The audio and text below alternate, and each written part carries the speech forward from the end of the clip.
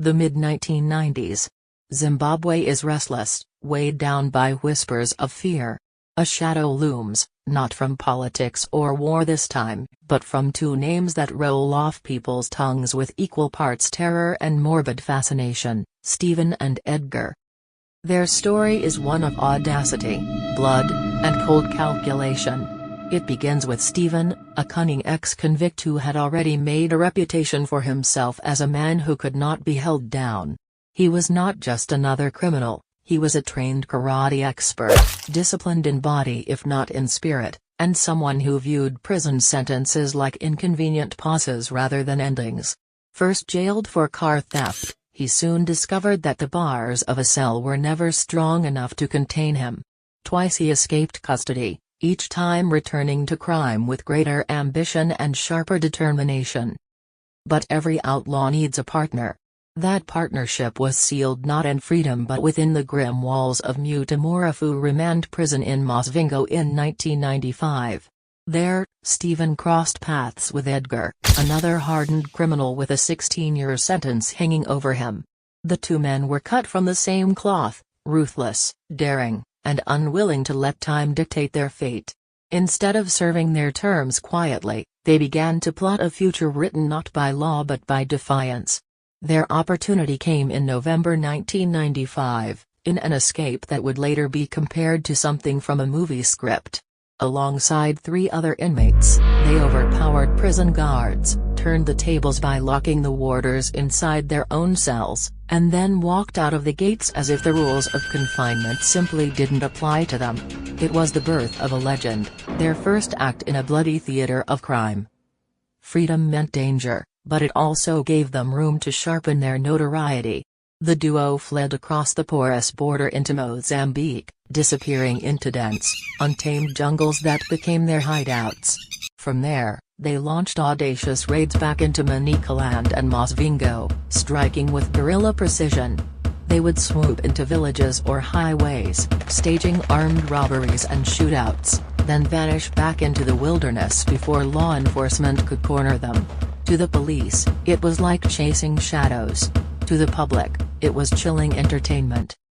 For nearly 2 years, Zimbabwe lived in suspense. Newspapers splashed their names across front pages in bold black letters, radios gave breathless updates on their movements, and every household tuned into the evening news for the latest on the 2 fugitives who had humiliated the justice system.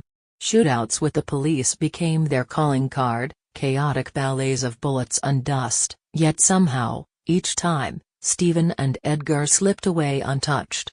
But no nightmare lasts forever. By 1997, cracks began to form. Stephen was eventually captured in Mozambique after a chase that showed even his luck could run thin. Dragged back to Zimbabwe, he stood trial and was buried under a mountain of sentences, a staggering 72 years in maximum security.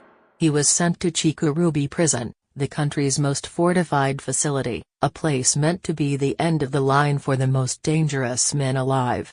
For many, it seemed the legend was over. Yet Stephen wasn't built for cages. Just 3 months into his incarceration, he pulled off what many still describe as one of the boldest escapes in Zimbabwean history. In August 1997, with 3 other inmates, he staged another breakout. It was violent and bloody. 2 escapees were shot dead, 1 was recaptured, but Stephen slipped away once more, untouched by bullets. He became a ghost in the night, crossing the border yet again to rejoin Edgar.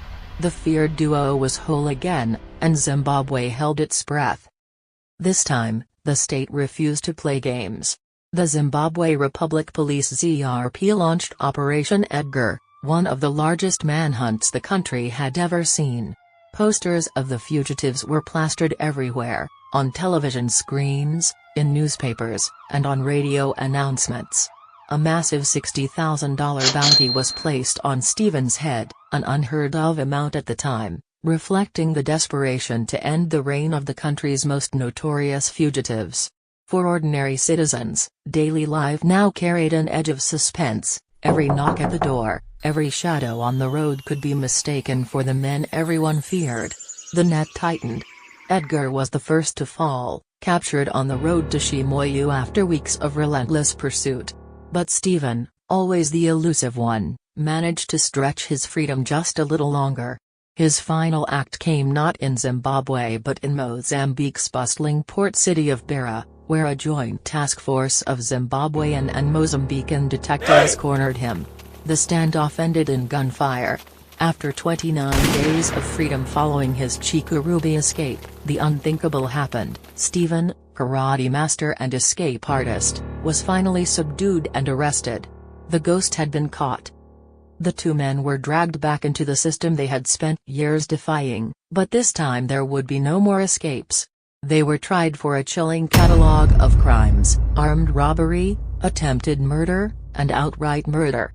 The courtrooms that heard their cases were packed, buzzing with the weight of a nation eager for closure.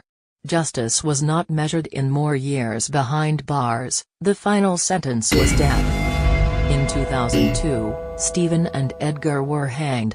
They are remembered as among the last people to face the gallows in Zimbabwe, a grim punctuation mark at the end of an era of terror. When their reign ended, the silence that followed wasn't just the absence of gunfire or screaming headlines. It was the collective sigh of a country exhaling, its sanity and confidence slowly restored.